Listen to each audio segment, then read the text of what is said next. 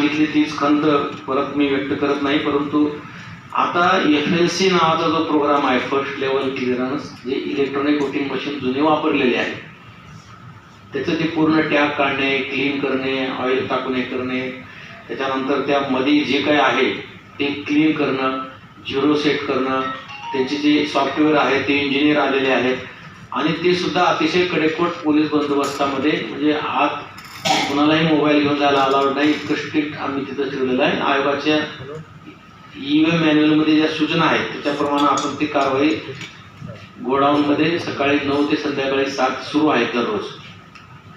आमची स्वतःची प्रामाणिक अशी इच्छा आहे की रोज पॉलिटिकल पार्टीच्या लोकांना येऊन ते पाहिलं पाहिजे. तुम्ही बघा इथं कशा पद्धतीने ते क्लीन केलं जातं, कशा पद्धतीने त्याचा डेमो घेतला जातो, कशा पद्धतीने इंजिनियर ते सर्व करतात. आणि ते बेलची कंपनीचे इंजिनियर्स ते फार वेगवेगळ्या राज्यातून आलेले आहेत, लोकल, म्हणजे राज्यातलाच कोणी नाही, महाराष्ट्रातला सुद्धा कोणी नाही.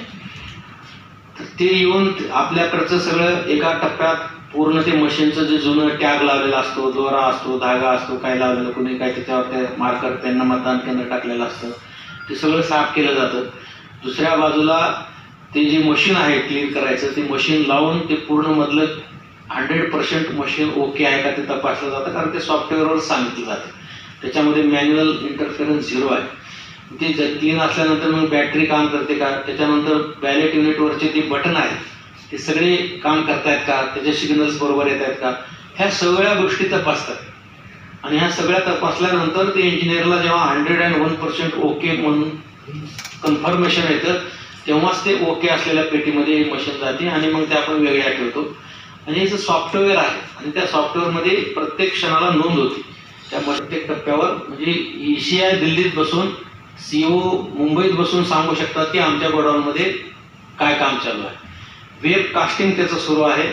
त्या वेबची एक लिंक इथं CO ऑफिसला आहे, दुसरी लिंक दिल्लीला आहे आणि त्याचं पूर्ण रेकॉर्डिंग जितकं वेळ काम चालू असतं म्हणजे इतकं पारदर्शक आणि इतकं फुलफिल काम त्याचं आहे. परंतु इतक्या कामाची मेहनत होत असताना कोणी बघत नाही, नंतर सडन कोणीतरी काहीतरी आरोप करते. त्याच्यापेक्षा आरोप करून हे करण्यापेक्षा आता प्रक्रिया चालू आहे. आम्ही किमान मला वाटतं 3 वेळेस पत्र दिलेले आहे, वारंवार पत्र दिलेले आहेत, 4 स्मरणपत्र दिलेले आहेत.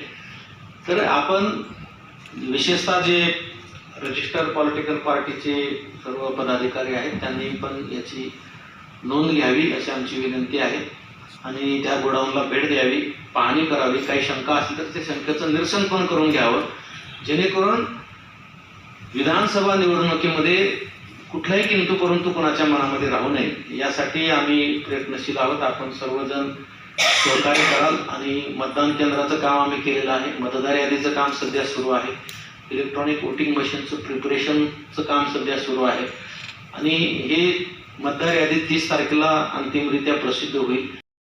अनुभव आहे. डबल नाव येण्याची कारण काय असतात, समजा माझं रेसिडेन्स शिफ्ट झालं, एखाद्या एरियातून मी दुसरीकडे राहायला गेलो किंवा एखाद्या तालुक्यातून दुसरीकडे राहायला गेलो आहे, 80 पेक्षा जास्त वय असलेले जे मतदार आहेत त्यांची संख्या 82,025 इतकी आहे. पॅरामिलिटरी फोर्सेस मध्ये काम करतात या मतदारांची संख्या ही 2548 इतकी आहे. या SSR कार्यक्रमासोबतच अजून एक पॅरलल काम सुरू आहे, ते म्हणजे इलेक्ट्रॉनिक वोटिंग मशीनच्या प्राथमिक तपासणीचा, ज्याला आपण FLC म्हणतो. यासाठी भारत इलेक्ट्रिकल लिमिटेड कंपनीचे 6 अभियंते आपल्या जिल्ह्यामध्ये आलेले आहेत. हा कार्यक्रम साधारणपणे 1 तारखेपासून 1 ऑगस्ट पासून ते 31 ऑगस्ट पर्यंत चालण्याची संभावना आहे. त्यामुळे आम्ही अतिरिक्त इंजिनियरचा पुरवठा करावा अशी विनंती केली आहे. झाल्याच्या नंतर याच्यामध्ये थोडाफार कालावधीमध्ये ही FLC जी आहे, आपलं EVMचं गोडाऊन महाराष्ट्र वखार महामंडळाचा MIDC रेल्वे स्टेशन या ठिकाणी आहे. त्या ठिकाणी याचं FLCचं कार्यक्रम सुरू आहे. सर्व राजकीय पक्षांची आम्ही बैठक घेतली होती आणि सगळ्यांना आवाहन केलं होतं की आपण या संबंध FLCच्या कार्यक्रमामध्ये होत असलेली प्रक्रिया बारकाईने निरीक्षण करता यावी याच्याकरिता आपण आपले प्रतिनिधी नियुक्त करावेत.